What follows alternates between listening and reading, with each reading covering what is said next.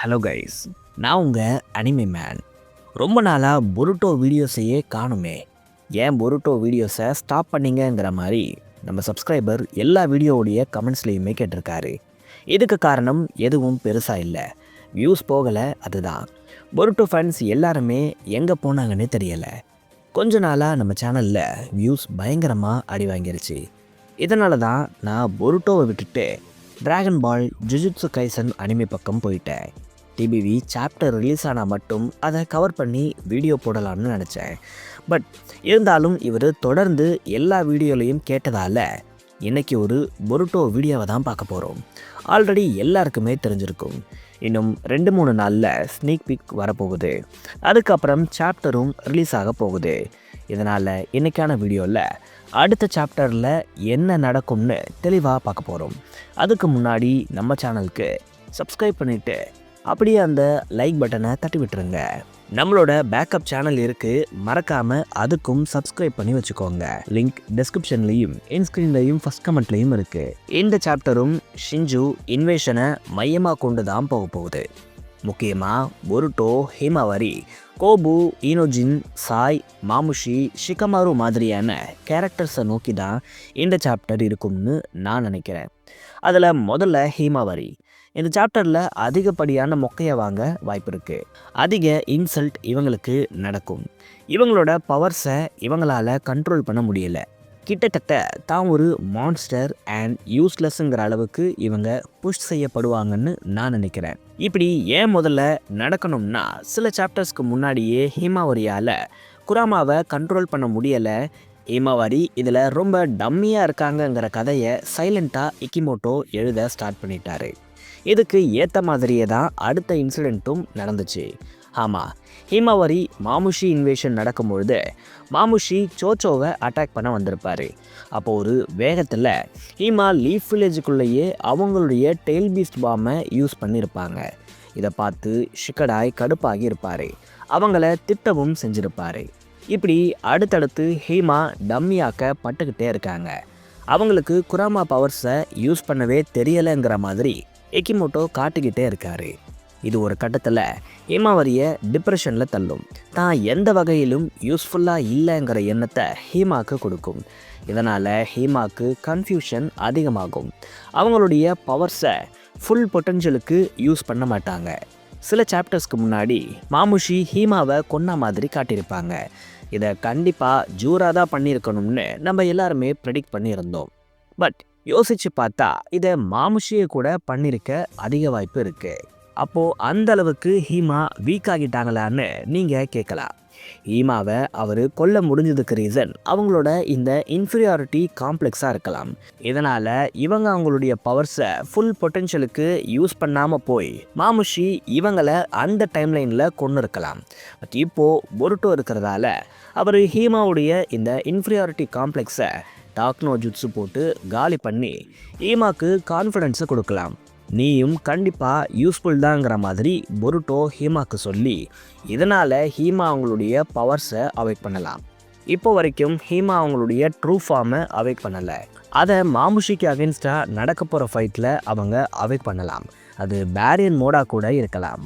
அடுத்து கோபு, பொருட்டோ இவங்க 2 பேரையும் சேர்த்தே பார்த்துருவோம். பொருட்டோ லாஸ்ட் சாப்டரில் கூட ஆரா ஃபார்மிங்கை பண்ணிட்டு தான் இருந்திருப்பார். இது மட்டும் இல்லாமல் மமுஷிக்கு கூட டீல் போட்டு அவருடைய பவர்ஸை ஆட்டையை போட்டு இப்போது ஃப்ளெக்ஸ் பண்ணிக்கிட்டு இருக்காரு. மாமுஷி, leaf village police force, Konoha எல்டர்ஸ்னு யார் வந்தாலும் பொருட்டோ அவங்கள டம்மி ஆக்கிட்டு ஆரா ஃபார்மிங் பண்ணிக்கிட்டு இருக்காரு. இப்படி நல்லா போயிட்டு இருந்த பொருட்டோக்கு திடீர் ஷாக்கு. ஏன்னா இது வரைக்கும் கைட் பண்ணிட்டு இருந்த ஷிகமாரு இப்போ திடீர்னு விட்டுட்டு போயிட்டாரு. யாருமே கைட் பண்ண இல்லாததால் பொருட்டோ வானத்தில் பறந்துக்கிட்டு இருந்திருப்பார். இன்னொரு பக்கம் கோபுவை ஈனோஜின் கண்ட்ரோல் எடுத்திருப்பார். மாமுஷி இன்வேஷனுக்கு பெரிய தடையாக இவர் இருக்கார். இதனால் இவரை போட்டு தள்ள கோஜி முடிவெடுத்திருப்பார். இதுக்காக ஈனோஜினை வச்சு கோபுவை பொசஸ் பண்ணி அவரை ரூஃப் டாப்புக்கு கொண்டு போய் தள்ளிவிட பார்த்துருப்பாரு. அங்கே திடீர்னு மாமுஷி வந்திருப்பார். இதோடு தான் லாஸ்ட் சாப்டர் முடிஞ்சிருக்கும். வரப்போகிற இந்த சாப்டர்லையும் பொருட்டோ ஆரா ஃபார்மிங் பண்ணுறதுக்கு ஏற்ற சீனாக தான் இது அமையப்போகுது. ஏன்னா ஆல்ரெடி எல்லாருமே கெஸ் பண்ணியிருப்பீங்க, பொருட்டோ இப்போது வரப்போகிறாரு. மாமுஷி அட்டாக் பண்ணும்பொழுது ஈனோஜின் அவருடைய கண்ட்ரோலை பிரேக் பண்ண மாமுஷி கோபுவை அட்டாக் பண்ண வர பொருட்டோ வந்து அவரை சேவ் பண்ணியிருப்பாரு. இப்படி இவ்வளோ பெரிய ஆபத்திலிருந்து காப்பாற்றப்பட்ட அப்புறம் கோபு ஷின்ஜூஸ் எவ்வளோ டேஞ்சரஸான பீப்புள்ஸ்னு புரிஞ்சுக்கிட்டு இருப்பார். பொருட்டோக்கும் சப்போர்ட் பண்ணவும் செய்வார். ஷிகமாருவையும் ஹொக்காகே பொசிஷனில் இருந்து தூக்க மாட்டார். இப்படி ஒரு சுச்சுவேஷன் கிரியேட் ஆகதான் கோஜி இப்படி ஒரு பிளானை பண்ணியிருப்பார். இதுக்கப்புறம் பொருட்டோ எல்லா எனிமீஸையும் வைப் அவுட் பண்ணுவார். இந்த ஆர்க்கில் இவருக்கு இதுக்கு மேலே பெருசாக எந்த வேலையும் இருக்காது. பட் ஒருவேளை ஜூரா இந்த ஆட்டத்துக்குள்ளே வந்துட்டா கதையே மாறும். அப்போ பொருட்டோக்கு ஒரு சேலஞ்ச் கிரியேட் ஆகும். அப்போது மொமுஷிக்கு டேக் ஓவர் கூட நடக்க வாய்ப்பு இருக்குது. ஒரு அல்டிமேட் பேட்டில் நடக்கக்கூட வாய்ப்பு இருக்குது. பட் இது நடக்கணும்னா பொருட்டோ லீஃப் வில்லேஜை விட்டு வெளியே வரணும். ஏன்னா உள்ளே இருக்கும்பொழுது ஜூரா லீஃப் வில்லேஜுக்குள்ளே கண்டிப்பாக வரமாட்டார். பொருட்டோ வெளியே வரணும்னா ஏதாச்சும் ஒரு பெரிய விஷயம் லீஃப் வில்லேஜுக்கு வெளியே நடக்கணும். அது ஹீமாவரி கேப்சராக இருக்க அதிக வாய்ப்பு இருக்குது. ஹீமாவரியை மாமுஷி க்ளோன்ஸ் ஒருவேளை பிடிச்சிட்டு போய் வில்லேஜுக்கு வெளியே வந்துட்டா அப்போ பொருட்டோ வேறு வழியே இல்லாமல் வில்லேஜை விட்டு வெளியே வருவார். அந்த டைமில் ஜூரா வந்தால் கேம் ஓவர். நம்ம எல்லாருமே எதிர்பார்த்த அந்த பெரிய பேட்டில் அப்போது நடந்தே தீரும். அடுத்து இந்த சாப்டருடைய கோரான ஐடா ஹண்டிங். இவ்வளோ பெரிய கலவரம் ஐடாங்கிற இந்த ஒரு கேரக்டருக்காக தான் நடக்குது. ஐடாவை டெவர் பண்ணி ஆகணும்னு இந்த மாமுஷி சுற்றிக்கிட்டு இருக்கான். இது நடக்க வாய்ப்பு இருக்காங்கிறது யாராலையுமே கன்ஃபார்மாக சொல்ல முடியாது.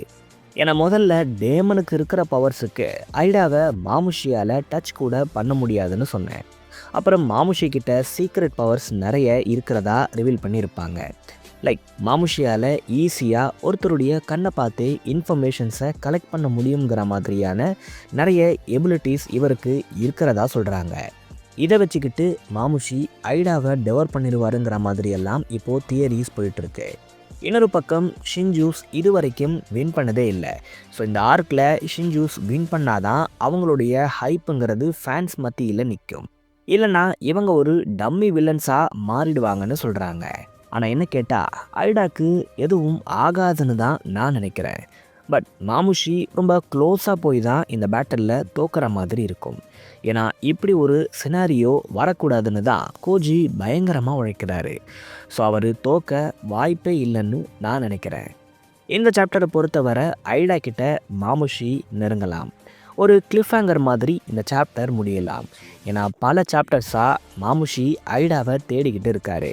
பட் இந்த சாப்டரில் அவருக்கு அவங்களுடைய லொக்கேஷன் கிடைக்க வாய்ப்பு இருக்குது. இதெல்லாம் தான் இந்த சாப்டரில் நடக்கும்னு நான் ப்ரெடிக்ட் பண்ணுறேன். நீங்கள் என்ன நினைக்கிறீங்க? உங்களுடைய ப்ரிடிக்ஷன்ஸை மறக்காமல் கமெண்ட்ஸில் சொல்லுங்கள். நான் உங்களை வேறு வீடியோவில் சந்திக்கிறேன்.